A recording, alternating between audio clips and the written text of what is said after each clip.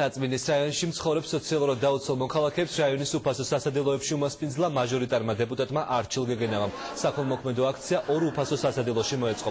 ამის შემდეგ მარიამობის დღესასწაული თაწმინდელის ანსამბლმა 7 კაცმა მიულოცა და სასადილოში კონცერტი გაიმართა.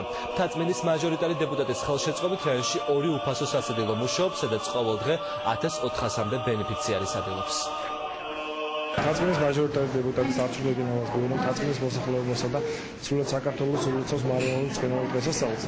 ამასთან დაკავშირებით ჩვენს რაიონში არსებულ უფასო სასადილოებში, რომელთაც სადილობენ 1400-მდე სოციალურად დაუცველი ადამიანი გამომასპინძლებით გემრიელი სადილით, შვილთა და ტკბილებით. თავისუფლად აქცია ბიუროს მხრიდან არაერთხელ განხორციელებულა და მომავალშიც იგეგმება. დიდი მადლობა ბატონ არჩილ გეგენავა ძველი თბილისის მაჟორიტარ დეპუტატს იმ ლამაზი დღისთვის, რომელმაც გაგვილამაზა ეს ყველაფერი და რომელმაც ამდენი სიხარული მოაჭრა ამ ადამიანებს.